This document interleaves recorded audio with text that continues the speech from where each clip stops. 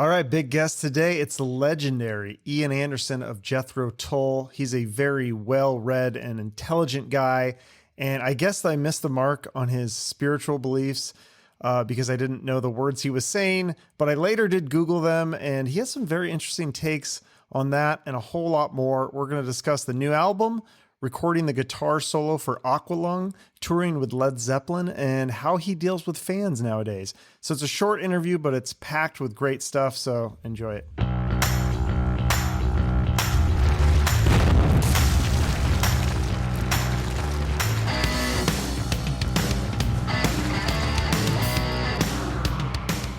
Hi, Ian. Welcome to the show. That's okay. Welcome to wherever I am. Yes, in an office room somewhere. Okay, yeah. Carry on. All right. Fire away. All right. Fire away. So you've got a new record out. And it's funny, I was just having this discussion with my friend yesterday about a movie star that retired in her 40s. Now, you must clearly have enough money to retire. Have you ever thought about just retiring? You must be doing this for the love of the music, right? Well, I'm doing it because, frankly, I don't have anything better to do. I've had a very few jobs in my life, and none of them I particularly want to do again. So, at this stage in my life, this is all I've got.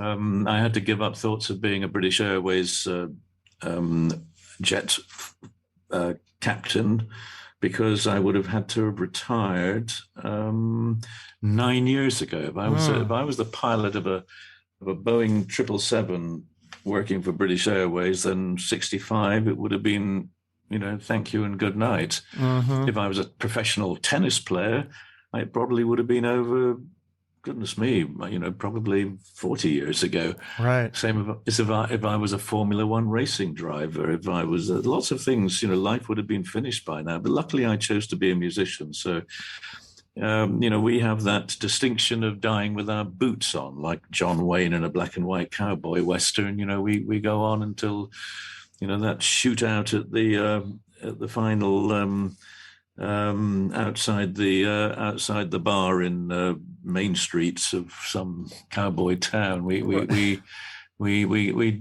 die a romantic and glorious death. That's what musicians get to do. Some of them, of course, mysteriously die at the age of 27. Mm-hmm. But happily, I am way past that threshold, and I survived 27, and I'm 74 and still okay. So perhaps I have realistically 2 or 3 more professional years left to me. Well, yeah. So you're still creating. Longer. And this is amazing. So the new record's called Zealot Gene, and I'm told this is a reference to some particular world leaders, maybe 6 or 8, that have some scary policies. So is that correct on that? Well, the title track, the Zealot Gene, that is a song really about social media and extreme views in politics and society manifesting themselves on Twitter and Facebook and other social media. But it's an outlet for people who want to get crazy and be hurtful and damaging and divisive with others. But that's not the topic of the whole album. The whole album is based on a series of songs, each one about a different strong human emotion. And I sat down initially with a list of words to describe strong human emotions, words like anger and greed and jealousy, retribution, and some nice stuff like love and compassion and tolerance and companionship. And my list of words was the focus for the not necessarily in the titles, but was the subject matter of each individual song. And that is the way that it began back in 2017. And then, when it came to working on a new album on January the 1st of 2022, when I started work, it was a starting point was to sit down and structure something on the page in terms of a concept, a theme, something I would write a bunch of material about. And with that template of simple ideas, I set out to join the dots together and come up with the ideas for 12 different songs. And that is at the point now where I'm, having come back from Portugal yesterday, doing some concerts, and Italy the week before that, I'm now, for the next 3 weeks, able to start progressing that and working on some demos to send to the band with a view to recording at odd points during this year when we're not actually on tour. Well, that's exciting. Well, so one of the songs I was going to ask you about, that's cool that you say each song is an emotion, because that's exactly what I was thinking when I heard the song Mine is the Mountain, because it starts off almost with like a Halloween demonic vibe, but then the vibe, I feel like it changes. And the lyrics are really cool. I feel like the first line might be from the Bible. Can you explain the emotions behind that song? Well, with the list of words that I began with for the songs, I suddenly had the idea that I'd seen all those words prominently displayed in various parts of the Christian Bible, and so I did an internet search to see examples of those words in biblical text, which served as a comparison, for writing songs that, for the most part, were set in the present day. But I could just draw on, as analogies or metaphors, certain biblical similarities and examples.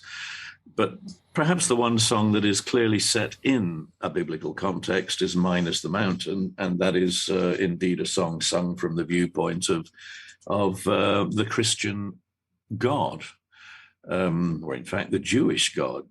And I kind of kept it in that context because I wrote a song in 1971 called My God on the Aqualung album, which again was, I suppose, pleading for some sympathy for the idea of the deity feeling a little bit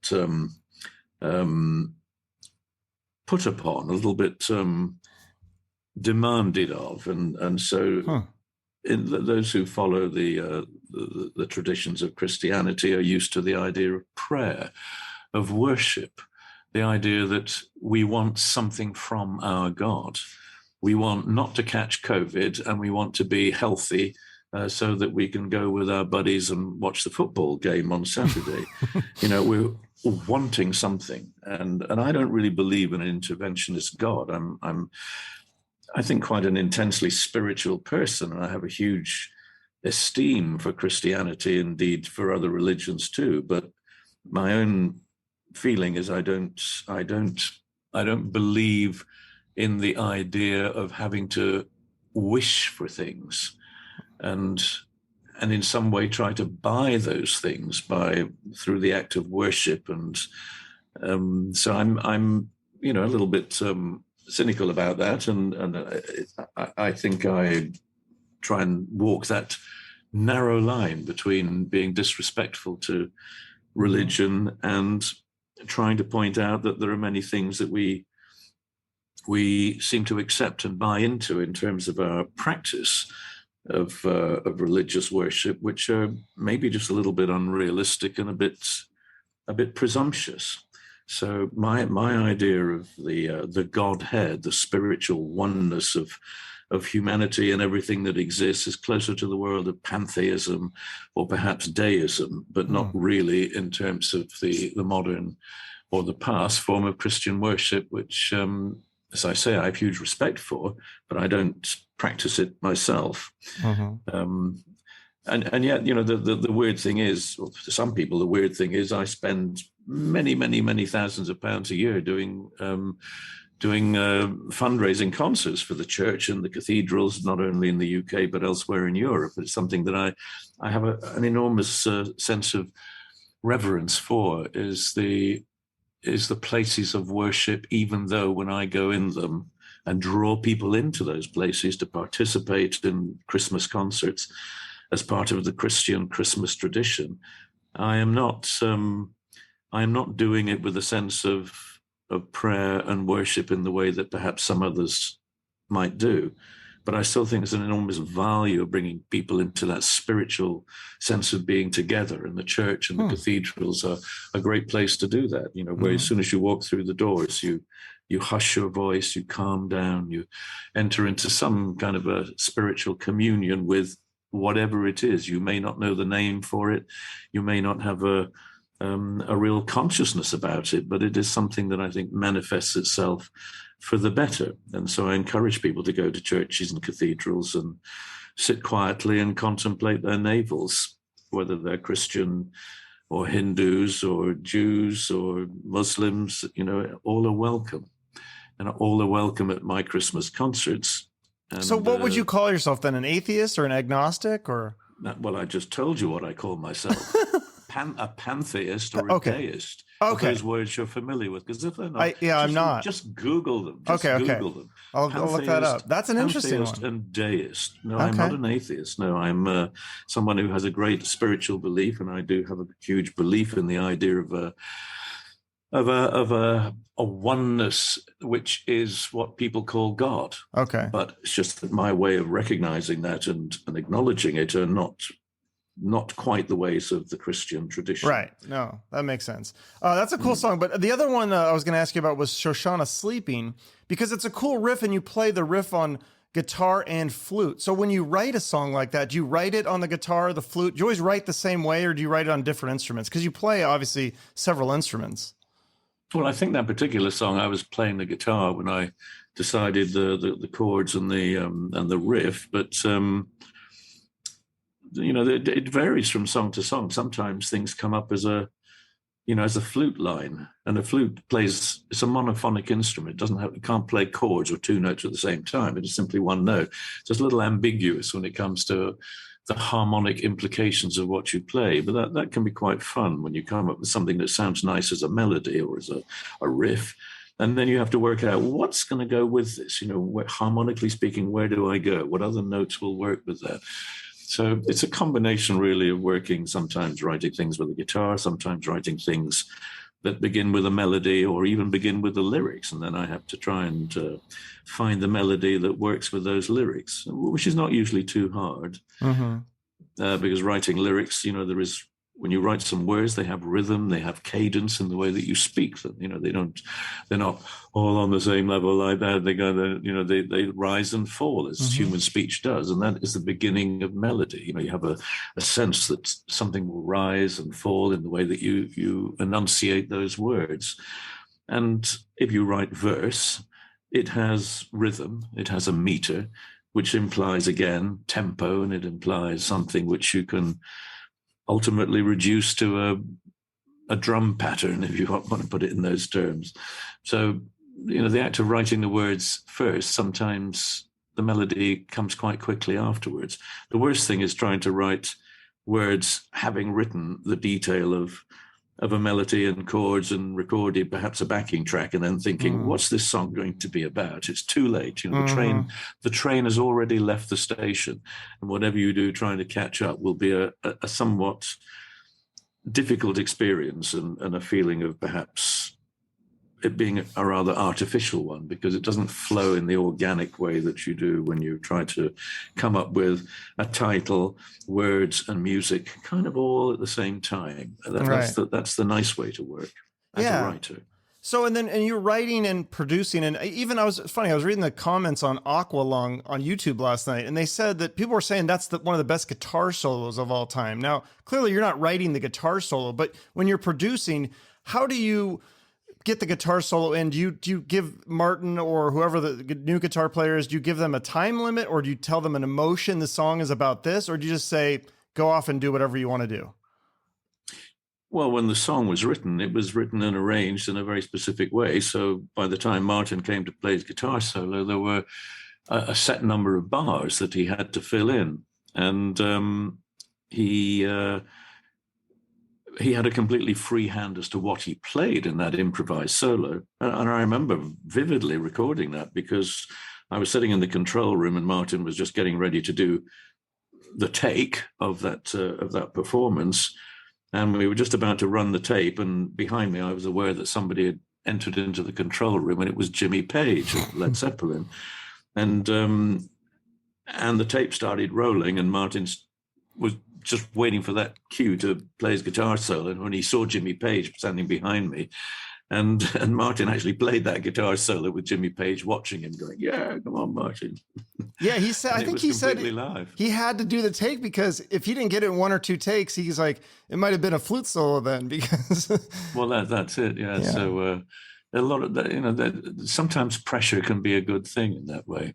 Right. Well, you guys did shows with Led Zeppelin. What was that like? That must have been amazing to play with. I've never seen those guys live. Obviously, I'm too young, but.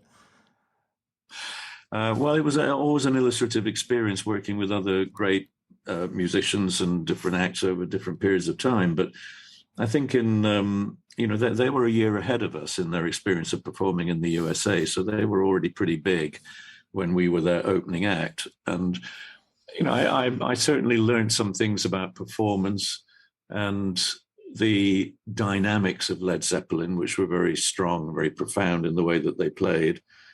And something of the swagger, I suppose, that was obvious, particularly from Robert Plant and to a degree from Jimmy Page. So in terms of their performance in that very emotional and very aware way, the swaggering, the rock god kind of approach, it was something that I thought, well, I can pick up something from that, but I have to do it in my way. Mm-hmm. My chest, my bared chest was not as pretty as Robert's, and my vocal capabilities were hugely inferior to his. So I knew I could never be that kind of a singer and do it that sort of a way. But then on the other hand, Robert Plant couldn't play flute, and there you go. And so I had certain assets that I could develop on stage. And as far as I know, Robert Plant never got round to wearing a codpiece and tights, at least not in public. What he did in the privacy of his own home, of course, is his own business entirely. But right, we all evolve in our different ways, and learning from others is part of what we do. But it's a good idea to learn what not to do. Absolutely, as well as to learn what to do. So I think many of the acts that I've seen over the years, particularly in those early formative days, it was about realizing that I couldn't do that. I shouldn't do that. I wasn't possessed of that talent or ability. So it focuses you on concentrating on the things you feel you can do to develop as a musician and as a performer. So being with Led Zeppelin was very illustrative, and they certainly they certainly had a great time on tour. They were very gregarious. They liked to have parties and meet lots of girls, and and were pretty active in that regard. But I think after the second time I turned down the opportunity or the offer to go to a Led Zeppelin after show party, I think they decided that I was not made of the same sort of stuff. Right. And they didn't invite me again. So I just don't like parties and crowds of people, and the whole groupie thing was just, it was just so, so silly, really. I don't find that kind of a world attractive. I'm a solitary guy, and when it comes to relationships, I think it's really got to be something you win on a one-to-one basis, not something that you take advantage of just because it's there, like a crate of beer in the corner of the one of the road crew's hotel room. Right. So then how do you deal with fans? Because I heard you say that even at the airport with a mask on and a hat, fans will recognize you. So how do you deal with that when fans are kind of mobbing you? Well, I try to tell myself to be polite and say thank you. It's very nice to see you. Thanks for coming along. But right at the moment in these COVID years, it's not a great idea to be up close and personal and posing for selfies. So I try to discourage people from getting close, because it's not just a question of my becoming sick. It's a question of, if I'm sick, I put everybody out of a job for 2 weeks. And the band and crew, we're all in that same position. We owe it to each other to be super careful. And so far, since end of last August, we've been on quite a few tours in a whole bunch of different countries, and each one with its own different rules and regulations. And so far, only one of the band has had COVID, and happily caught it over Christmas when we didn't have any shows to do. So, and he, being much younger, didn't suffer unduly, having had his vaccinations and his booster dose, so he got off lightly. But there are 3 of us amongst the band and crew who are clinically more vulnerable if we get COVID. But one big huge thing is it's the guys who were out of work for 2 years. They didn't have a job to go to, no money coming in, nothing to pay the bill, nothing to pay the rent, to pay the electricity bill, to pay the food, the shopping bill. And so now that we're back on the road, we really, really are trying to be careful not to be the one who puts everybody else out of a job. Yeah, I never thought of it like that. That's really selfless. Well, speaking of selfless, I know you got to get going, but I do like to end each episode mentioning a charity. Is there any charities that you've worked with or you want to give a shout out to here at the end? Well, my most of my charitable work is really doing the Christmas concerts, raising funds for cathedrals and churches to put the roof back on and repair the organ and do all the things that are the ongoing work. And you know, I remember doing a concert somewhere in Italy in a church because it had been damaged during an earthquake. You know, and it's these are the things I suppose I connect with most easily. But there are a number of other charitable concerns that I support. I support a couple of charities in Israel that do work to promote the living side by side of different religious and social factions, supporting co-education amongst Israeli Arabs, Jews, and Christians. And so I've done that for quite a few years, and something I continue to do and turn my attention to once again as that time of the year comes up. But, you know, there are certain things I suppose you can do when you're paying back a little bit for the enormous luck and good fortune that you've enjoyed over the years. And so giving something back is something not just enjoyable, but it's something that feels a little bit of an obligation. And I happily do that. And it tends these days to be more altruistic and more to do with the world of spirituality. I suppose I'm more connected with that and do that sort of thing. I don't donate money to the local football team or in fact, a lot of things that people are asking me all the time to contribute to this and that and whatever, because they know I'm a slightly charitable person. So I have to turn so many people down over so many different topics. But the things I do are mostly connected with either with the environment, endangered animal species, and most obviously the spiritual world of trying to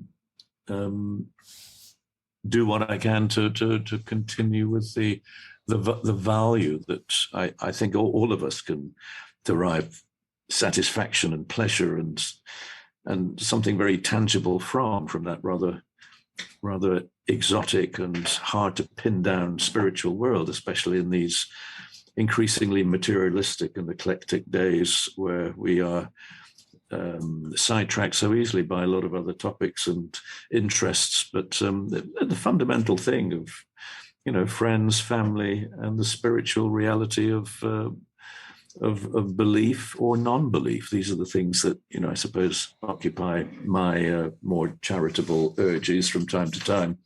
But, you know, my charity does not extend to taking the road crew out for dinner every day because they're a noisy bunch and they like to talk about things that I don't particularly enjoy talking about. So I'm not a guy who quite often I think the people who suffer from my lack of charity are often the people I'm closest to. I see them so much anyway that somehow, you know, if you have a little bit of time off, you just want to be by yourself and not necessarily push the social envelope too far. Absolutely. Well, I'll let you get going because I know you got a ton of interviews. The Zealot Gene is the album. Everyone can get it on jethrotull.com. Well, they can get it on a number of platforms physically and download and all the rest of it as they do these days. But yes, it's always worth a listen. It may not be your cup of tea, but, you know, give it a listen. Yeah, no, I like it. Thank you so much. Well, nice to talk to you. Take care. All right, let's talk again soon. Okay. Cheers. Bye-bye. Bye-bye. Okay, so I Googled the words that he mentioned about his religious beliefs. Deitism is a religious belief holding that God created the universe and established rationally comprehensive moral and natural laws, but does not intervene in human affairs through miracles or supernatural revelation. So he's in between deism and pantheism is the doctrine that God is the transcendent reality of which the material universe and human beings are only manifestations. It involves the denial of God's personality and expresses a tendency to identify God and nature. So he believes, it sounds like there's some sort of spiritual thing out there, but not necessarily a specific religion. So very, very deep stuff. And if we had more time, we could delve into it more. For now, of course, you can check out Jethro Tull's new album, The Zealot Gene, on streaming, or order a physical copy on the band's website. I put in the show notes. And you can follow Jethro Tull on social media, even though Ian doesn't like social media. Someone is running that account. So I'm on all the social media as well. Check out Instagram or TikTok for short clips. Go to my YouTube and subscribe. You can check out all the full interviews there on the playlist. And thank you so much for listening and watching. Thank you to Ian and his publicist for making this interview happen. And I hope you all have a great rest of your day, and remember to shoot for the moon.